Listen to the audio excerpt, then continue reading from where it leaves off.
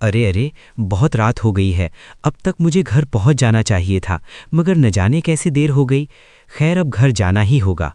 जैसे तैसे भेड़िया चला ही जा रहा था, मगर उसे मालूम नहीं था उसके पीछे भी कोई चल रहा है। झाड़ियों की लगातार आवाज से भेड़िया थोड़ा रुका और पीछे मुड़ा। झाड़ियों में कोई है क्या? मेरी आवाज सुनाई दे रही है? कोई है? मगर कोई आवाज नहीं आई। वो फिर दोबारा चलने लगा, मगर वो परछाई उसके पीछे पीछे ही चल रही थी। या फिर रुका और पीछे मुड़ा ही था कि उसे परछाई नहीं उस पर हमला कर दिया और भेड़िए की चीख जंगल में गूंज उठी। जंगल में कुछ जानवर कहानी सुनने के लिए एक लक्कड़बग्घे के पास आए हुए थे। वो जंगल का बुजुर्ग और बहुत ही समझदार जानवर था, जिसके कारण सब उसका खूब सम्मान करते थे। आज कोई बढ़िया कहानी सुनाओ बाबा जी, जिसे सुन के एकदम रोंगटे खड़े हो जाएं। कोई बवाल कहानी होनी चाहिए। ऐसी बात है तो एक कहानी सुनो। एक समय की बात है, जंगल में एक दानव की दहशत थी। वो दानव जंगल के जानवरों का खून पी जाता था। किसी को समझ नहीं आता कि वो कौन है, बस उसके निशान ही रहते थे जो जानवरों के गर्दन पर बन जाते थे। तभी एक बकरी भागते हुए उनके बीच आ पहुंची। अरे सभी लोग चलो, नदी के किनारे एक भेड़िए की लाश मिली है। किसी ने उसके गर्दन पर दांत गाड़ के उसका खून पी लिया है, लेकिन उसके शरीर को कुछ नहीं किया है। सभी नदी किनारे पहुंचे। भेड़िया मृत पड़ा था। गर्दन पर दांत के निशान थे। शरीर काला पड़ चुका था। उस जगह शेर सिंह भी आ पहुंचा। ये किसका काम हो सकता है? भला भेड़िए को किसने मारा होगा? अगर मारा भी तो इसके शरीर को क्यों नहीं खाया? शेर सिंह, लगता है किसी शिकारी ने अंधेरे में भेड़िए पर हमला कर दिया होगा, और उसे जब पता चला कि ये भेड़िया है तो शायद उसने उसे खाया नहीं। तुम्हारी बात सही लगती है। हम बेवजह ही शक कर रहे हैं। ये सिर्फ एक घटना है। किसी को डरने की जरूरत नहीं है। सभी बेफिक्र रहिए। सभी जानवर ने शेर सिंह की बात मान ली, और अगले दिन एक रात। काफी रात हो गई है, कोई जानवर नजर नहीं आ रहा है। मुझे जल्द घर की तरफ जाना होगा, नहीं तो गड़बड़ हो जाएगी। हाल ही में भेड़िए पर किसी ने हमला किया था। हिरन जल्दी जल्दी चलने लगा, मगर उसके पीछे वही परछाई चल रही थी। हिरन को इसका आभास हो गया था। वो और तेजी से चलने लगा। तभी अचानक सामने से किसी ने उस पर हमला कर दिया और उसकी गूंज जंगल में गूंज उठी। सबने वो आवाज सुनी, और अगले दिन ये क्या हो रहा है? जंगल में दो जानवरों का शिकार किया गया है, मगर दोनों जानवरों को खाया ही नहीं गया, सिर्फ दांत गड़ाए गए हैं। आखिर ये सब कौन कर रहा है? ये सामान्य नहीं है। जिस तरह भेड़िए को मारा गया है, उसी तरह इस हिरण को भी मारा गया है। सभी प्राणियों से निवेदन है कि रात में कोई घर के बाहर ना निकले, अकेले ना घूमे, और कोई अनजान मिले तो मुझे बताएं। शेर सिंह के कहने पर सभी जानवर रात में घर में रहने लगे। बहुत कम जानवर ही घर से बाहर निकलते, जिसके कारण कोई न कोई जानवर उस परछाई का शिकार हो रहा था, जिससे शेर सिंह बुरी तरह परेशान हो गया था। लुमड़ी, आज रात हम नजर रखेंगे। आखिर कौन जानवर है जो हमला कर रहा है? मुझे आज उसे देखना ही है। वो कौन है? आज रात तुम तैयार रहना। दोनों जंगल में एक झाड़ी में दुबके हुए थे। शेर सिंह बहुत डरा हुआ था, वहीं लोमड़ी सतर्क थी। राम राम राम लोमड़ी, एक बार फिर सोच लो। यहाँ आने का कोई मतलब नहीं बनता। ये काम हम किसी और जानवर से करा लेंगे। अभी के लिए यहाँ से चलते हैं। आप एक नंबर के फट्टू हैं। आप जंगल के राजा हैं। राजा वाला जिगरा भी रखिए। थोड़ी देर छुपकर देखते हैं, जरूर कोई ना कोई आएगा। वहीं दूसरी तरफ झाड़ियों में गधा प्रसाद भी छुपा हुआ था। उसकी नजर शेर सिंह और लोमड़ी पर चली गई थी। अरे वाह, शेर सिंह को हमारी कितनी चिंता है। उस राक्षस को पकड़ने के लिए खुद आए हैं। तभी जंगल में एक गुर्राहट आई। तीनों सतर्क हो गए। उनके सामने से एक लकड़बग्घा गुजर रहा था। देखने में बहुत ही भयानक लग रहा था, मानो वो किसी का भी शिकार कर सकता है। तीनों उसका पीछा करने लगे, लेकिन तब तक लकड़बग्घे ने किसी का शिकार कर लिया था, जिससे वो और भयानक दिखाई दे रहा था। तभी उसने पीछे मुड़कर शेर की तरफ देखा। उसे देखकर दोनों बहुत डर गए। महाराज, भागिए भागिए! मगर शेर सिंह लकड़बग्घे को देखकर बेहोश हो गया था। लोमड़ी ने ये देखा तो उसने शेर सिंह को छोड़कर दौड़ लगा दी, मगर गधा रुका रहा। लकड़बग्घा उठा और आगे चलने लगा।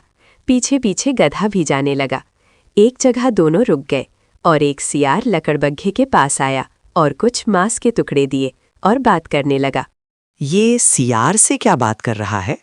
और ये लकड़बग्घा आखिर इस पर हमला क्यों नहीं कर रहा है?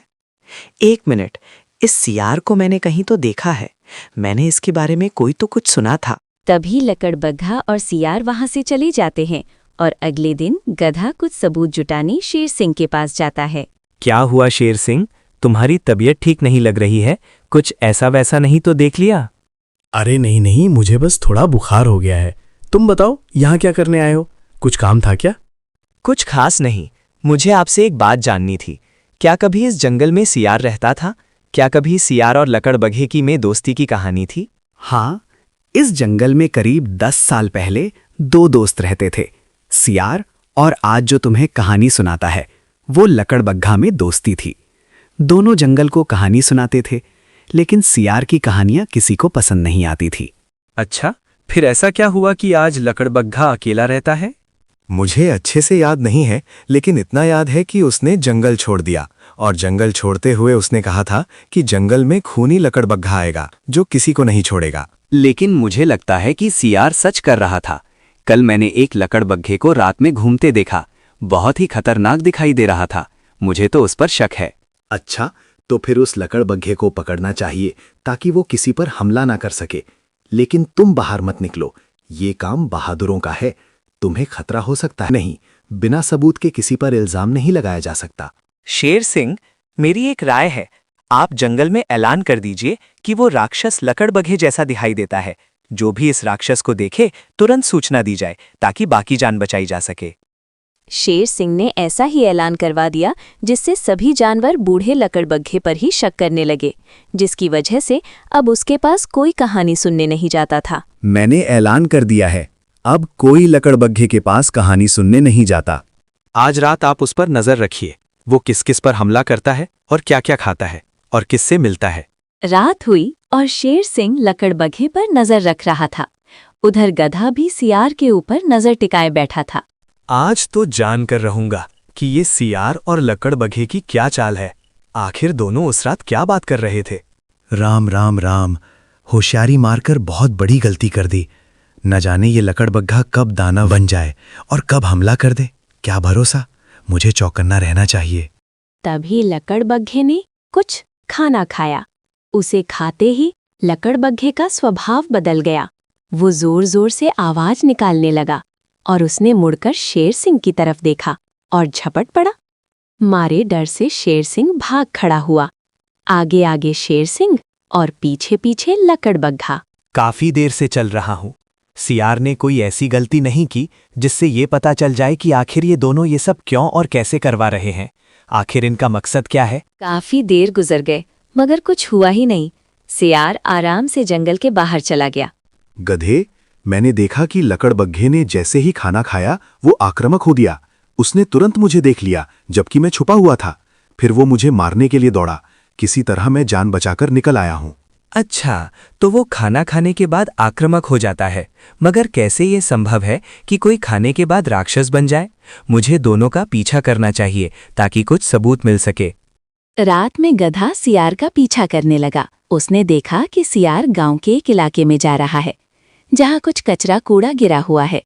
वहां से उसने नीली थैली उठाई और वापस आ गया। सियार चुपके से लकड़बग्घे की गुफा में जाता है और वो नीली थैली में जो रसायन है उसे डाल देता है और आराम से बाहर आ जाता है। आखिर उस रसायन में आखिर है क्या? वो क्या मिला रहा है? कहीं वही रसायन लकड़बग्घे को राक्षस तो नहीं बनाता? तभी लकड़बग्घा गुफा में आता है और अपना खाना खाता है जिसमें वही रसायन मिला हुआ था। फिर उसके बाद उसका हाव भाव बदल जाता है। वो भयानक दिखाई देता है और गुफा से बाहर निकल जाता है। अच्छा, तो इसके पीछे सियार का हाथ है। बहुत ही धूर्त सियार है। बेचारे लकड़बग्घे को बदनाम करने की कोशिश कर रहा है। कुछ ना कुछ करना चाहिए ताकि उसका पर्दाफाश किया जा सके। अगले दिन सियार फिर कूड़े के पास जाता है और वही थैली लेकर आता है और लकड़बग्घे के खाने में मिला देता है। कुछ देर बाद लकड़बग्घा आता है और वो खाना खाता है।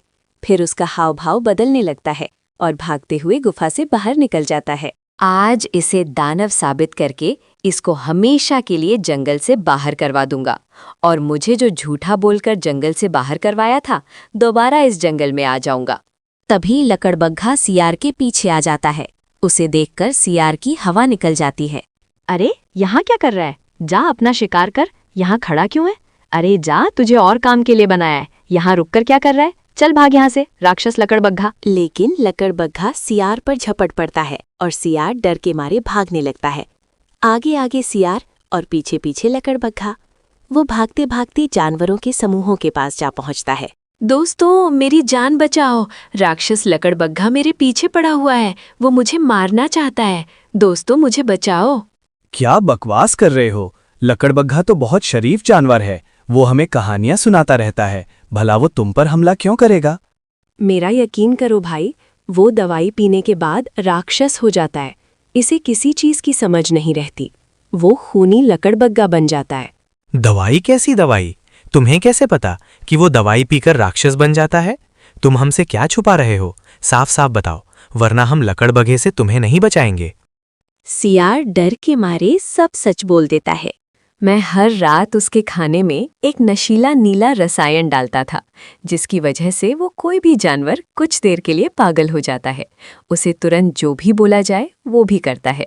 फिर नशे का प्रभाव कम होने पर वो सामान्य हो जाता है और इसे कुछ भी याद नहीं रहता। मगर तुमने ये सब क्यों किया? आखिर ये सब करने की वजह क्या थी? तुम तो एक समय में लकड़बग्घे के खास दोस्त थे, तो तुमने ये सब क्यों किया? जब मैं उसके साथ रहता था तब प्राणी उसकी कहानी ज़्यादा पसंद करते थे और मेरी कहानी कोई सुनना नहीं चाहता था। धीरे धीरे मेरे मन में उसके लिए ईर्ष्या बढ़ने लगी और मैंने उसे इस जंगल का सबसे अप्रिय जानवर बनाने के लिए एक योजना बनाई। और फिर मुझे नीले रसायन के बारे में पता चला और जानबूझकर जंगल छोड़ दिया ताकि कोई मुझ पर शक न कर सके। दुष्ट, मेरी कहानी तुमसे ज्यादा अच्छी थी। इसका मतलब ये तो नहीं कि तुम मुझे पागल बना दो, जंगल के प्राणियों को बेवजह मरवा दो, पूरे जंगल में अशांति फैला दो। आज मैं तुम्हें जीवित नहीं छोड़ूंगा। तुम मुझसे साफ साफ बात कैसे कर रहे हो? क्या तुम्हें दवाई का असर नहीं हुआ? लेकिन कैसे? क्योंकि मैंने दवाई बदल दी थी। मुझे तुम्हारे बारे में सब पता था, इसीलिए मैंने जानबूझकर दवाई बदल दी। तुमने साधारण नीला रंग खाने में मिलाया ताकि तुम्हें हमारे नाटक का पता न चले। नाटक? इसका मतलब ये सब नाटक था? मगर नाटक की क्या जरूरत थी? ताकि तुम अपना गुनाह अपने जबान से बताओ और सबको पता चले कि इन सब के पीछे तुम्हारा हाथ है। ये लकड़बग्घा निर्दोष है। आज मैं इसे जीवित नहीं छोड़ूंगा। इसने बहुत गंदा काम किया है, इसकी कोई सजा नहीं है। रुक जाओ लकड़बग्घे, माना कि इसने गलती की है, मगर तुम इसे मारकर और भी बहुत बड़ी गलती कर दोगे। जंगल के कानून अनुसार इसे कैद में डाला जाएगा ताकि सबको सबक मिले कि किसी का बुरा करने पर खुद का ही बुरा होता है। शेर सिंह सही कह रहा है, हमें नियम का पालन करना चाहिए। सियार को कैद में डालना चाहिए और हमें इस बात को भी मानना चाहिए कि बिना जांचे परखे किसी भी चीज़ पर विश्वास नहीं करना चाहिए। बिना जांचे परखे किसी भी चीज़ पर विश्वास नहीं करना चाहिए और ईर्ष्या में आकर किसी का बुरा करने वाले का अंत हमेशा बुरा ही होता है।